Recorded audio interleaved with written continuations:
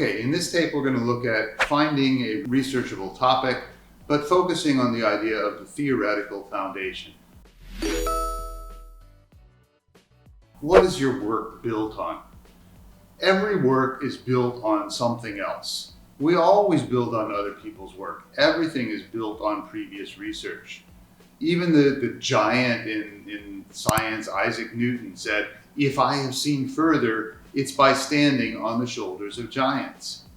He realized that his work was dependent on all the work that had gone before that.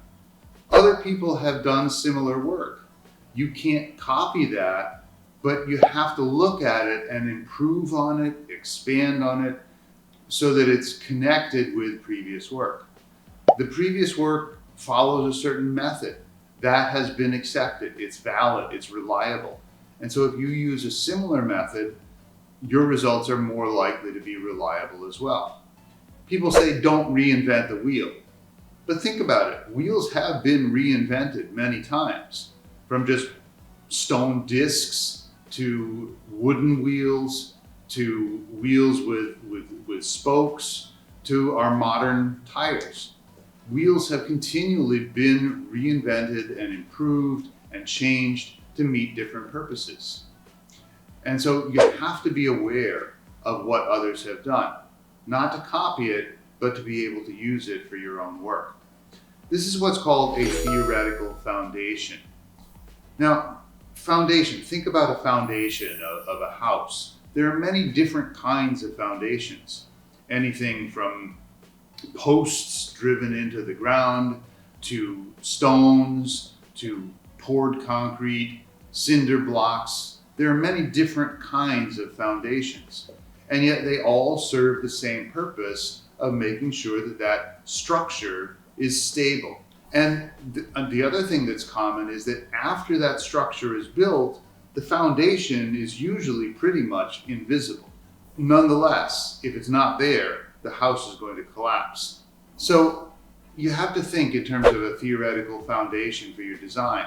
Why should this design work? What is it that makes these results useful and solid? In iGEM, this is frequently done by modeling, where you know the general reaction dynamics, but then from that you extend to talk about the reaction dynamics for your particular chemical process, so that you know that this reaction should proceed according to general reaction dynamics. So let's give some examples. Again, in terms of the theoretical model, the modeling software that's used with iGEM, that's very technical stuff. We're not going to talk about it here because that's not our specialty.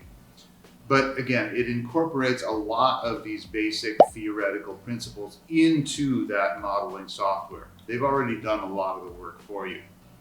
In wet lab, one of the things that's very important is transformation. Almost all iGEM work involves transformation in some way. But your conditions are different.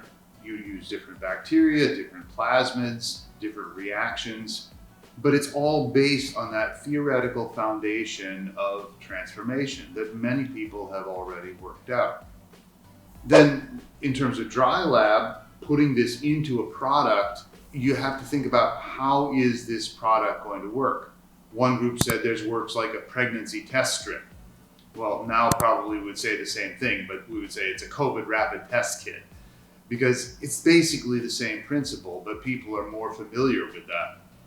Then in terms of human resources, who have other groups talked to? That's your theoretical framework there. Why did they talk to them? They talked to scientists to learn about the techniques, the theory. They talked about consumers to find out their interests, their needs. Talked to industry, the production, the marketing. Talked to government about licensing, regulation. All of these are different areas that you need to consider when planning for your product, and will lead you then to particular decisions about who you need to talk to and who could help you. But think also, why should they take the time? Why should they take time out of their busy schedule to help you? And if they do, make sure that you thank them. thank them very specifically for their time, for their assistance, so that they're willing to continue to help.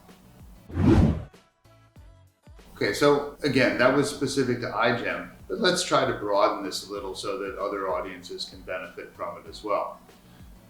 Science usually tends to work with one paradigm at a time in a particular field.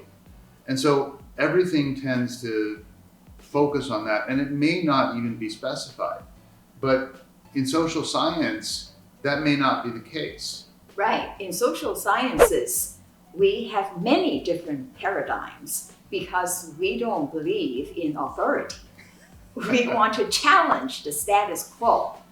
That's why, we have different ways of approaching things, different ways of looking at the world. And so in your thesis, in your work, whatever it is, you have to indicate which paradigm it is that you're choosing to follow in that particular work. In education and applied linguistics, no matter you are in undergraduate, graduate, master's, or PhD level, you always have to start with a theoretical foundation. That's why you need to figure out who your professors are. What is the theoretical persuasion of your program?